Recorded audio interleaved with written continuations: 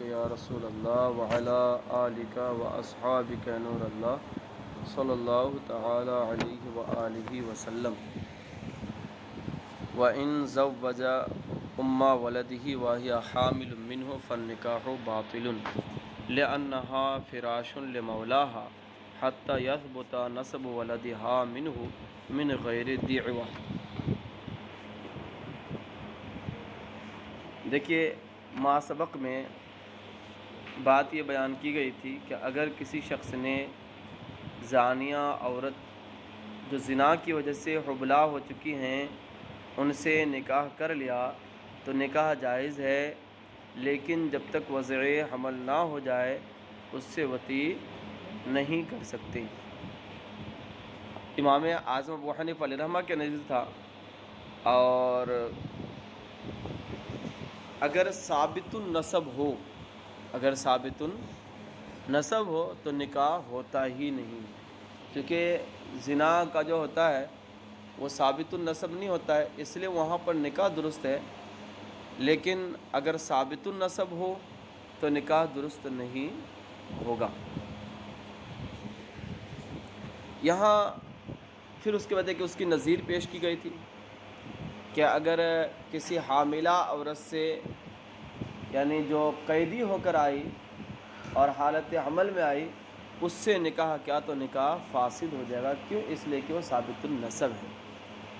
اب یہاں پر ایک مسئلہ بیان کیا جا رہا ہے کہ اگر کسی شخص نے اپنی ام ولد باندی کا جو خود اس کی ہی وطی سے حاملہ ہے اس کا نکاح کر دیا کسی کے ساتھ تو اس کا نکاح باطل ہوگا، نکاح نہیں ہوگا۔ بات میں آ رہی ہے؟ کوئی آقا ہے، اس کی ام ولد باندی ہے، اس نے اپنے ام ولد باندی کا نکاح کسی عورت سے کسی مرد سے کیا، اور یہ ام ولد باندی کی کنڈیشن یہ ہے کہ یہ خود اپنے آقا کی وطی کی وجہ سے حاملہ ہے، تو یہ نکاح باطل ہوگا۔ ٹھیک ہے، یہ نکاح باطل ہوگا۔ کیوں؟ وجہ کیا ہے؟ اس لیے کہ یہ عورت اپنے آقا کا فراش ہے، اپنے آقا کا فراش ہے۔ فراش کس کو کہتے ہیں؟ فراش وہ عورت ہوتی ہے جس کے بچے کا نسب جس کے بچے کا نسب اس مرد کے ساتھ بغیر کسی دعویٰ کے ثابت ہو جائے، دعویٰ کرنے کی حاجت نہ ہو۔ ٹھیک ہے، اچھا، ام ولد جو بنتی ہے وہ اس طرح، اہل فراش جو ہوتی ہے وہ اس طرح کہ مثلا کسی شخص کی باندی ہے، اس نے اس سے وطی کی، وطی کرنے کے بعد اس سے بچہ پیدا ہوا، بچہ جب پیدا ہوا تو آقا نے دعویٰ کیا کہ یہ بچہ میرا ہے، تو اب اس کا نسب ثابت ہو گیا۔ جب ایک بار نسب ثابت ہوا تو اس کے بعد جتنے بھی بچے پیدا ہوں گے اس کے آقا یعنی آقا رہتے ہوئے اس آقا سے جتنے بھی بچے پیدا ہوں گے اس باندی کے سارے بچوں کا نسب کیا ہوگا؟ اس آقا سے ثابت ہوتا رہے گا۔ اب دعویٰ کرنے کی حاجت نہیں۔ ٹھیک ہے، یعنی پہلی بار دعویٰ کرنے کی حاجت ہے، ایک بار جب دعویٰ کر دیا تو اور اس کا نسب ثابت ہو گیا، تب اس کے بعد جو ہے بچے کا نسب ثابت کرنے کے لیے کسی کے دعوے کی حاجت نہیں۔ ٹھیک ہے، اسی کو کہا لِأَنَّهَا فِرَاشٌ لِمَوْلَاهَا، اس لیے کہ یہ اپنے آقا کی فراش ہے۔ حَتَّى يَثْبُتَ نَسَبُ وَلَدِهَا مِنْهُ، یہاں تک کہ اس کے بچے کا نسب ثابت ہوتا ہے اس سے، من غیر دعوۃ، بغیر دعویٰ کے۔ جو یہ فراش کا اثر ہے، یہ کس کا اثر ہوتا ہے؟ فراش کا۔ جو عورت فراش ہوتی ہے کسی کی، اسی کے بچے کا نسب اس مرد کے ساتھ بغیر دعویٰ کے ثابت ہوتا ہے۔ فَلَوْ صَحَّ النِّكَاحُ لَحَصَلَ الْجَمْعُ بَيْنَ الْفِرَاشَيْنِ، تو اگر اس کا نکاح صحیح ہو تو جمع بین الفراشین لازم آئے گا۔ یہ لازم آئے گا کہ ایک ہی عورت دو مردوں کی فراش ہو، اور یہ جائز نہیں ہے، کیونکہ اس میں اختلاط نسب ثابت ہوگا، اختلاط نسب ہوگا کہ اس بچے کا نسب اس سے بھی ثابت ہو رہا ہے، اس سے بھی ثابت ہو رہا ہے۔ ٹھیک ہے، الا انہ غیر متعقد۔ اب یہاں پر سوال پیدا ہوا کہ جب فراش ہے تو اس کا نکاح کسی سے ہونا ہی نہیں چاہیے. جیسا کہ عورت اپنی مرد کا کیا ہوتی ہے، اپنے مرد کی فراش ہوتی ہے، تو جب تک کسی کے نکاح میں عورت ہوتی ہے کیا وہ کسی دوسرے سے نکاح کر سکتی ہے؟ نہیں کر سکتی ہے نا. تو جب یہ باندی ام ولد اپنے آقا کی فراش ہے تو اس کا نکاح بھی نہیں ہونا، اس کا بھی نکاح نہیں ہونا چاہیے کسی سے. حالانکہ آپ کہہ رہے ہو نکاح کہنے کہ ہاں اچھا، یہ اگر حاملہ نہ ہو، بات کیا ہے کہ اس کا بھی اگر ام ولد یعنی اگر باندی حاملہ نہ ہو تو آپ کہتے ہیں کہ اس کا نکاح درست ہو جاتا ہے، اس کا نکاح درست ہو جاتا ہے. تو جب یہ فراش ہے، ام ولد کیا ہوتی ہے؟ فراش ہوتی ہے. تو اگر یہ حاملہ نہیں ہے پھر بھی اس کا نکاح کسی سے نہیں ہونا چاہیے. حالانکہ آپ کہتے ہو کہ اگر یہ حاملہ نہیں ہے تو اس کا نکاح دوسرے سے ہو جاتا ہے، اس کا نکاح دوسرے سے ہو جاتا ہے. اگر حاملہ ہے تو نہیں ہوتا ہے، جیسا کہ صورت مسئلہ یہاں پر یہی ہے. تو اسی کو جواب دیا کہ دیکھو دو چیزیں ہیں. کیا ہے؟ دو چیزیں ہیں، ٹھیک ہے. ایک یہ کہ حمل جو ہے نا معنی ہے فی الجملہ. حمل کیا ہے؟ حمل فی الجملہ معنی نکاح، یعنی ہر جگہ حمل معنی نکاح نہیں ہے، بلکہ کہیں کہیں کیا معنی نکاح ہے. حمل کیا ہے؟ کہیں کہیں معنی نکاح ہے، کہیں کہیں نہیں ہے. اور فراش، اور اسی طرح کیا ہے، فراش بھی ہر جگہ معنی نکاح نہیں ہے، بلکہ کہیں کہیں معنی نکاح، کہیں کہیں معنی نکاح نہیں ہے، کہیں کہیں نہیں ہے. تو اب یہاں پر جو ہے نا دونوں کی اجتماعیت سے، حمل اور فراش کی اجتماعیت سے کیا ہوتا ہے؟ قوت پیدا ہو جاتی ہے. کیا ہوتی ہے؟ قوت پیدا ہو جاتی ہے. یعنی اسی کو کہا یہاں پر یہ کہ یہ فراش تو ہے، ام ولد فراش ہے اپنے آقا کی، مگر یہ فراش ضعیف ہے، فراش ضعیف ہے. تو نکاح ممنوع ہونے کے لیے اس میں تعاقد کی حاجت پڑے گی، کسی دوسری چیز سے تقویت پہنچانے، قوت پہنچانے کی ضرورت پڑے گی. معنی نکاح کوئی دوسری چیز سے تقویت پہنچانے کی ضرورت پڑے گی، اور وہ یہاں پر کیا حمل ہے. لہٰذا ام ولد کے طور پر جو فراش کا حق حاصل ہے، وہ جو فراش ہے، اس کے ساتھ ساتھ اگر حمل بھی مل جائے تو ایسی صورت میں کیا ہوگا؟ تقویت ہو جاتی ہے. اب یہ معنی نکاح ہو جاتی ہے.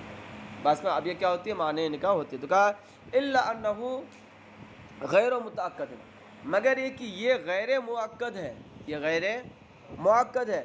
حتی ینتفیہ، یعنی یہ فراش ہے، غیر مؤکد ہے. فراش ہے زوجیت یعنی بیوی ہونا، یہ کیا فراش مؤکد ہے. اس لیے جب تک کوئی کسی کی بیوی ہے دوسرے سے نکاح نہیں کر سکتی. لیکن ام ولد ہونا یہ فراش ضعیف ہے، فراش ضعیف ہے. الا انہ غیر متعقد، مگر یہ کہ یہ غیر مؤکد ہے. حتی ینتفی الولد من نفی من غیر لعان، یہاں تک کہ یعنی اس کے غیر مؤکد ہونے کا اثر یہ ہے کہ اگر آقا منع کر دے، کہہ دے کہ نہیں یہ میرا بچہ نہیں ہے، تو بغیر لعان کے کیا ہوتا ہے؟ نفی ہو جاتی ہے. منع کرے گا، نفی کرے گا تو نفی ہو جائے گی بغیر لعان کے. اور شوہر اگر اپنی بیوی کے بچے کے بارے میں کہے کہ یہ بچہ میرا نہیں، تو کیا کرنا پڑتا ہے؟ وہاں پر لعان کرنا ہوتا ہے، لعان کرنا ہوتا ہے.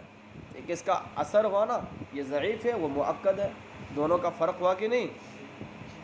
اگر یہاں تک کہ ولد کی نفی ہو جاتی ہے نفی کرنے سے بغیر لعان کے. اگر آقا کہہ دے کہ یہ بچہ میرا نہیں ہے تو کیا ہوگا؟ بس اب نسب ثابت نہیں ہوگا، اس بچے کا نسب سے ثابت نہیں ہوتا ہے. ٹھیک ہے.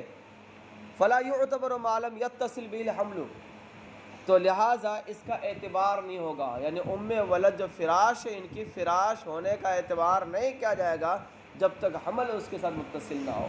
ٹھیک ہے. لہٰذا اگر ام ولد حاملہ ہے اپنے آقا کی وطی سے تو اس کا نکاح دوسرے سے نہیں ہو سکتا ہے، اور اگر حاملہ نہیں ہے تو اس کا نکاح دوسرے سے ہو سکتا ہے. ٹھیک ہے. ومن وطیہ جاریۃ ثم زوجہا جاز النکاح، اور اگر کسی شخص نے آقا نے اپنی باندی سے وطی کی، ٹھیک ہے، اپنی باندی سے وطی کی، پھر اس کا نکاح کر دیا، اس کا نکاح کر دیا تو کیا ہوگا؟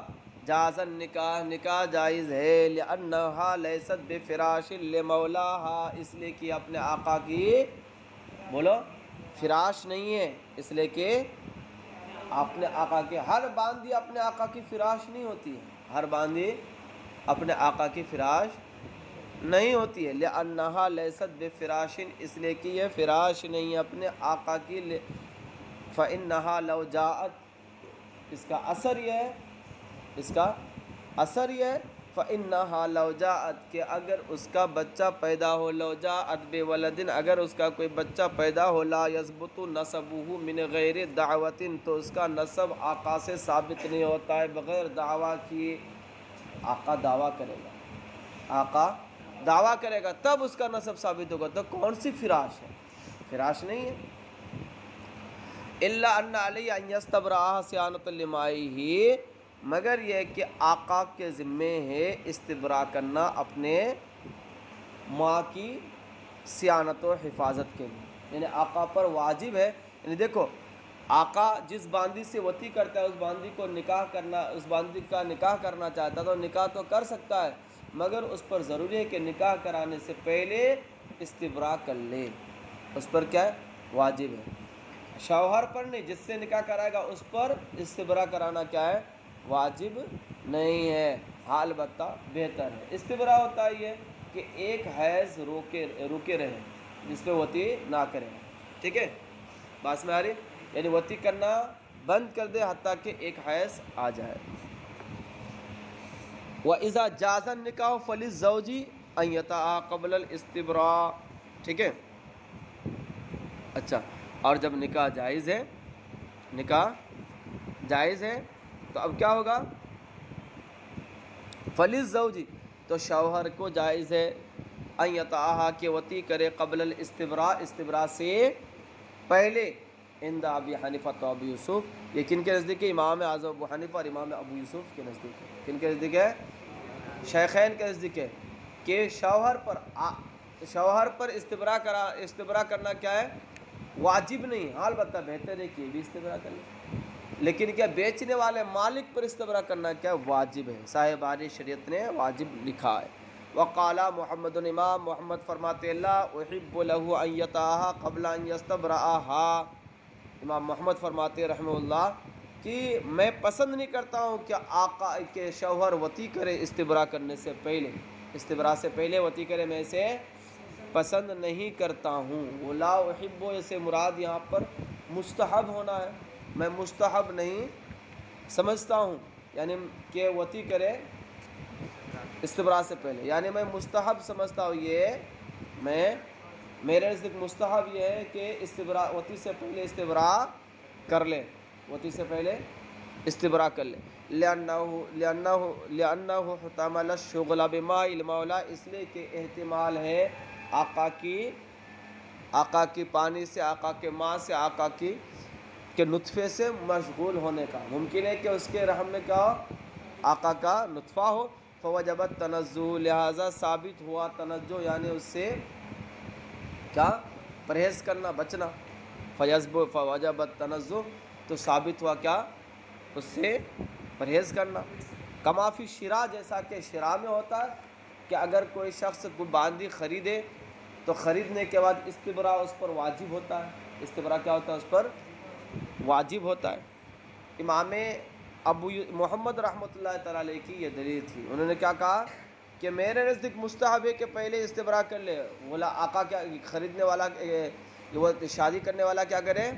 استبراء کرے، اس لیے کہ ممکن ہے کہ آقا کا نطفہ اس کے رحم میں ہو، لہذا پرہیز کرنا تو ہوگا نا، اچھا، جیسا کہ شراء میں ہوتا ہے۔ تو ولہما، اور یہاں پر صاحبین کے یعنی شیخین کی دلیل ہے کہ ان الحکم بجواز النکاح امارۃ الفراغ، ٹھیک ہے، یہ فرماتے ہیں یہ دونوں کہ جواز نکاح کا حکم دینا نطفے یعنی رحم باندی کے رحم کیا نطفہ مولا سے خالی ہونے کی نشانی ہے، دلیل ہے، کیا ہے؟ دلیل ہے۔ فلا یؤمر بالاستبراء، لہذا استبراء کا حکم نہیں دیا جائے گا، نہ استحبابا نہ وجوبا، نہ استحبابا نہ وجوبا۔ یعنی دیکھو نکاح تو اسی کیا کہتے ہیں کہ حلال وطی کے بعد، حلال وطی کے بعد، یا یوں کہہ لو کہ نطفہ محترم، نطفہ محترم، حلال نطفہ اگر کسی عورت کے رحم میں ہے تو اس کا نکاح درست نہیں ہوتا ہے۔ حلال طریقے پر اگر نطفہ کسی باندی یا کسی عورت کے رحم میں ہے تو اس کا نکاح درست نہیں ہوتا ہے۔ اس سے استثناء کرتے زنا کا، کیا کہا؟ ہاں، نطفہ محترم، یعنی کسی حلال طریقے سے، حلال طریقے سے وطی کیے ہوئے نطفہ کا، وطی کیا ہوا نطفہ اگر کیا ہے کسی کے رحم میں ہے تو اس کا نکاح کرنا کسی سے جائز ہے ہی نہیں، جائز ہے ہی نہیں۔ لہٰذا جب آقا نے باندی کا نکاح کر دیا وطی کرنے کے بعد، اور پھر جو ہے یہ نکاح شرعاً جائز بھی ہوا، تو شرعاً جائز ہونا یہ نشانی ہے، یہ دلیل ہے اس بات کی کہ اس کا رحم کیا ہے؟ خالی ہے، اس کا رحم خالی ہے۔ لہٰذا اب شوہر کے لیے استبراء کی حاجت نہیں ہے، کیونکہ استبراء تو کس لیے کیا تھا؟ استبراء نام ہے طلب برات رحم، رحم کی طلب برات رحم، رحم کی برات کو طلب کرنا۔ اب جب یہ دلیل ہے کہ اس کا رحم جو ہے وہ خالی ہے، تو اب پھر استبراء کی کوئی حاجت نہیں ہے۔ بخلاف شراء، برخلاف شراء کے، امام محمد رحمۃ اللہ تعالی نے قیاس کیا تھا شراء پر، اور کہا تھا کہ جیسا کہ شراء پر خریدنے والے کے لیے واجب ہوتا ہے کہ وہ استبراء کرے، اسی طرح پر نکاح کرنے والے پر بھی نکاح کرنے والے کے لیے بھی یہ حکم ہوگا کہ وہ استبراء کرے۔ لأنہ یجوز مع الشغل، بخلاف شراء، برخلاف شراء کے، اس لیے کہ خریدنا تو جائز ہوتا ہے شغل کے ساتھ بھی، یعنی بیع کا ہو جانا، بیع کا ہو جانا، یہ اس کی کوئی دلیل نہیں ہے، کوئی دلیل نہیں ہے کہ اس کا رحم جو ہے خالی ہے، کیونکہ خرید و فروخت کا جو سلسلہ ہوتا ہے یہ شغل رحم کے ساتھ بھی، رحم کی مشغولیت کے ساتھ بھی کیا ہوتا ہے؟ خرید و فروخت ہو جاتی ہے۔ جب خریدنا بیچنا یعنی باندی کی بیع شغل مشغولیت رحم کے باوجود بھی ہو جاتی ہے، تب یہ کوئی بیع کا ہو جانا یہ فراغ رحم کی دلیل نہیں ہے، لیکن نکاح تو فراغ رحم کے بغیر ہوتا ہی نہیں ہے، ٹھیک ہے؟ اگر نطفہ حلال موجود ہو اس میں، یعنی حلال طریقے سے کی گئی وطی کا کوئی نطفہ اگر اس میں موجود ہو، ٹھیک ہے، خواہ نکاح کے ذریعے سے ہو یا ملک کی بنیاد پر ہو، تو اس کا نکاح ہوتا ہی نہیں۔ تو یہاں پر نکاح کی صورت میں نکاح کے جواز کا حکم دینا شرعاً یہ نشانی ہے، دلیل ہے کس بات کی؟ رحم کے خالی ہونے کی، لیکن بیچنا یا خریدنا یہ کوئی دلیل نہیں ہے رحم کے خالی ہونے کی۔ وَقَذَا إِذَا رَأَى امْرَأَةً تَزْنِي فَتَزَوَّجَهَا حَلَّ لَهُ أَن يَطَأَهَا قَبْلَ أَن يَسْتَبْرَأَهَا عِندَهُمَا، ٹھیک ہے؟ اسی طرح اگر کسی شخص نے دیکھا کسی عورت کو زنا کرتے ہوئے اور پھر اس نے کیا کر دیا؟ اس سے نکاح کر لیا، دیکھا کہ وہ زنا کر رہی ہے، ٹھیک ہے، اور اس سے کیا کر لیا؟ اس نے نکاح کر لیا، حل لہ ان یطأہا، تو اس کے لیے حلال ہوگا کہ اس سے وطی کرے استبراء سے پہلے، عندہما، کن کے نزدیک ہے؟ شیخین کے نزدیک ہے۔ وقال محمد، امام محمد رحمۃ اللہ تعالی علیہ فرماتے اللہ احب لہ ان یطأہا، میں نہیں پسند کرتا کہ وطی کرے استبراء سے پہلے، معلوم یستبرأہا، استبراء سے پہلے۔ والمعنی ما ذکرنا، دلائل وغیرہ سیم وہی ہیں جو اس سے پہلے آپ نے پڑھ لی ہے۔ کس میں پڑھی ہے؟ اس سے پہلے والے مسئلے میں کہ جب وطی کرنے کے بعد اپنے باندی کو نکاح کیا تو وہاں پر استبراء کا کیا حکم ہے، ٹھیک ہے؟ دلیل کیا ہے؟ شیخین کی دلیل یہی کہ جواز نکاح، یہاں پر بھی نکاح کا جائز ہونا یہ فراغ رحم کی دلیل ہے، فراغ رحم کی دلیل ہے، ٹھیک ہے؟ لہٰذا کیا ہوگا؟ جب فراغ رحم کی دلیل ہے، نکاح ہو گیا تو پتہ چلے گا کہ رحم خالی ہے نطفے سے کیا ہے؟ خالی ہے۔ بات میں آ رہی؟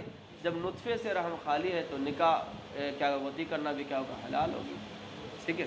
ہاں تو دیکھنے سے کیا نطفہ ہوگا ہی، یہ ضروری ہے؟ ہر وتی سے نطفہ پہنچ ہی جاتا ہے اور ٹھہر ہی جاتا ہے، ایسا کوئی ضروری تھوڑی ہے؟ ہاں کیا بولے؟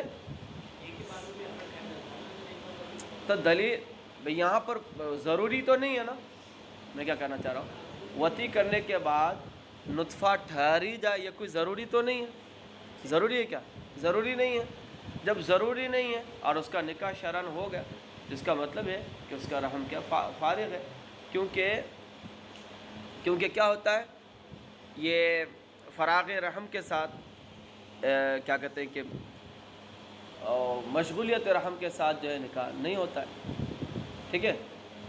اور یہاں پر کیا نکاح کے جواز کا حکم دے دیا گیا، تو نکاح کے جواز کا حکم دینا اس بات کی واضح دلیل ہے کہ اس کا رحم کیا ہے؟ خالی ہے۔ وَنِكَاحُ الْمُتْعَةِ باطل، نکاح متعہ باطل ہے، نکاح متعہ باطل ہے۔ نکاح متعہ کس کو کہتے ہیں؟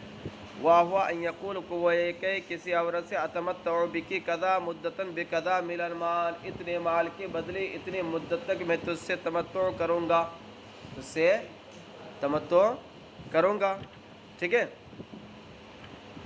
وطی کروں گا، یا جو بھی کچھ اس کے تمتع اور اس سے لطف اندوز ہونے کے جو چیزیں ہیں۔ وقال مالک، امام مالک رحمۃ اللہ تعالی فرماتے ہیں وہ جائز، یہ جائز ہے، لأنه كان مباحا، اس لیے کہ نکاح پہلے مباح تھا، نکاح متعہ پہلے مباح تھا۔ فیبقى الی ان، تو فیبقى تو باقی رہے گا، الی ان یظہر ناسخہ، یہاں تک کہ اس کا ناسخ کوئی معلوم ہو جائے۔ پہلے نکاح متعہ جائز تھا، جب اس کا یہ جائز تھا پہلے، تو جب تک اس کا ناسخ کوئی نہ آ جائے تب تک کیا کہیں گے؟ جی جائز ہی کہیں گے۔ کون کہتے ہیں؟ امام مالک علیہ الرحمہ فرماتے ہیں، ٹھیک ہے۔ اچھا، قلنا، ہم نے کہا کہ ثبت النسخ باجماع الصحابہ، ہم نے کہا کہ نسخ ثابت ہے، نسخ ثابت ہے، اور اس کے منسوخ ہونے پر صحابہ کا اجماع ہے۔ بالاجماع ثابت ہے، یہ نہیں مطلب ہے کہ اجماع سے اس کا ثبوت ہوا ہے، اجماع سے اس کا ثبوت ہوا ہے، ٹھیک ہے، کیونکہ نص جو ہے نا اجماع سے منسوخ نہیں ہوتا، اجماع ناسخ نص نہیں ہوتا، اجماع ناسخ نص نہیں ہوتا۔ تو یہاں پر بے اجماعی صحابہ نسخ ثابت ہے صحابہ کے اجماع کے ساتھ، اس کا مطلب کیا ہے؟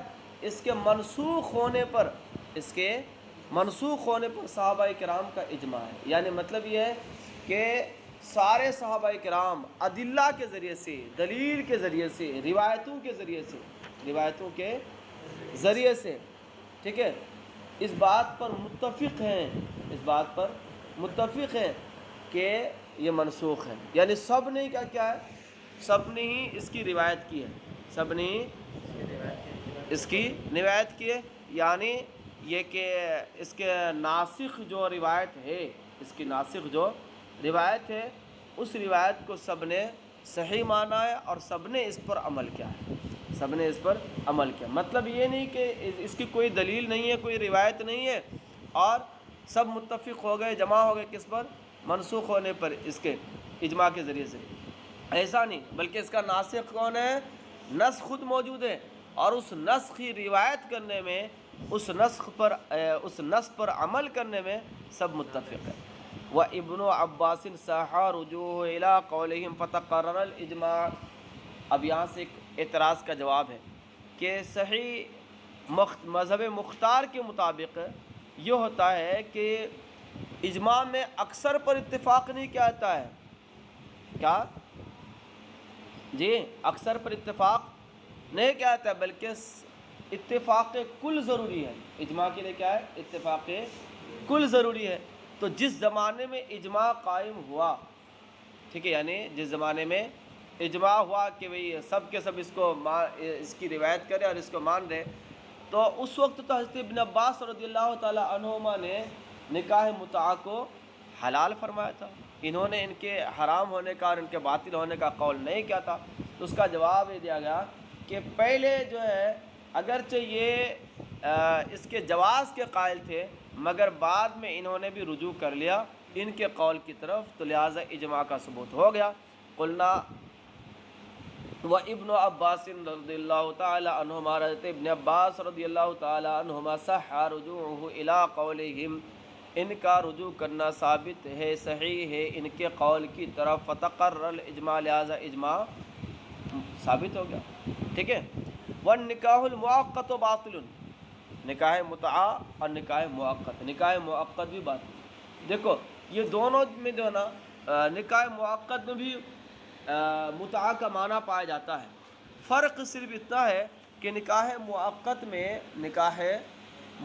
میں یہ نکاح کے الفاظ کہتے ہیں میں نے نکاح کا اتنی مدت تک کی ہے، اور متعہ میں جو ہے نا نکاح کے الفاظ نہیں استعمال کرتے، تمتع کے الفاظ کرتے ہیں، کہتے ہیں کہ اتنے درہم کے بدلے اتنے دن تک میں اتمتع یعنی تمتع کروں گا، بس میں یہ فرق ہوتا ہے دونوں کے درمیان۔ مثلا اس کی مثال پیش کی، مثلا ان یتزوج امرأة بشہادت شاہدین 10 ایام، مثلا مثال کے طور پر کوئی شخص نکاح کرے کسی عورت سے 2 گواہوں کی موجودگی میں 10 دن کے لیے، وقال ظفر، امام ظفر فرماتے ہوا صحیح، یہ صحیح ہے، لازم ہے، ٹھیک ہے، کیا ہے، اس طرح اگر نکاح کرے گا تو کیا ہوگا، نکاح صحیح ہو، لازم ہے۔ لا یبطل بالشروط الفاسدہ، شروط فاسدہ کے ذریعے سے باطل نہیں ہوتا نکاح، شروط فاسدہ کے ذریعے سے باطل نہیں ہوتا۔ شروط فاسدہ کا مطلب کیا ہوتا ہے، ایسی شرطیں جو مقتضائے نکاح کے خلاف ہو، وہ شروط فاسدہ ہے، یعنی ایسی شرطیں جو مقتضائے عقد کے خلاف ہو، وہ شروط فاسدہ ہے۔ بس میں تو یہ فرماتے ہیں کہ یہ جو 10 دن کی 15 دن کی جو قید لگائی، یہ تو ایک شرط فاسد ہے، اس کی وجہ سے نکاح پر فرق نہیں پڑے گا، نکاح پر کچھ بھی فرق نہیں پڑے گا، نکاح منعقد ہو جائے گا۔ کون کہتے ہیں، امام ظفر رحمۃ اللہ تعالی علیہ فرماتے ہیں، ولنا، ہماری دلیل کا انہ اتا بمعنی المتعہ، متعہ کا ثبوت نص سے ہے، اور نکاح مؤقت نام اگرچہ الگ ہو گیا، معنی تو دونوں میں سیم ہے، دونوں کا معنی کیا ہے، سیم ہے، دونوں میں ایک ہی چیز پائی جاتی ہے، وہ کیا، مدت متعین کر کے نکاح کرنا۔ تو ہم کہتے ہیں انہ اتا بمعنی المتعہ، اس نے یعنی جس نے نکاح مؤقت کیا، اس نے نکاح متعہ کا معنی انجام دیا، یعنی یہ بھی کیا ہے، نکاح متعہ کے معنی میں، والعبرۃ فی العقود للمعانی، اور عقود میں معانی کا اعتبار ہوتا ہے، الفاظ کا نہیں۔ تو اگرچہ اتمتع کہہ رہا ہے، وہاں پر کہہ رہا ہے اتزوج جو بول رہا ہے، لیکن معنی دونوں کا تو ایک ہی ہے نا، کہ کیا معنی ہے، دونوں کا معنی یہ کہ بھائی 10 دن کے لیے آپ کے ساتھ، ٹھیک ہے، نکاح کرتا ہوں، ٹھیک ہے، نکاح کرتا ہوں، اب تمتع بولو یا نکاح بولو، معنی ایک ہی ہے، مطلب ایک ہی ہے۔ ولا فرق بین ما اذا طالت مدت التعقید او قصرت، اور اس میں کوئی فرق نہیں ہے کہ تعقید کی مدت، یعنی جو تعین کر رہے ہیں اس کی مدت زیادہ ہو یا کم ہو، لأن التعقید والمعین لجہت المتعہ، کیونکہ تعقید ہی خواہ لمبی مدت ہو یا مدت چھوٹی ہو، یہی کیا کرتی ہے، یہ متعہ کی جہت کو، متعہ کے معنی کو معین کرتی ہے۔ وقد وجدہ، اور پا لیا گیا ہے، لہذا کیا ہوگا، نکاح متعہ جس طرح باطل ہے، اسی طرح نکاح مؤقت بھی باطل ہے۔ صلو علی الحبیب صلی اللہ تعالی علی محمد صلی اللہ تعالی علیہ وآلہ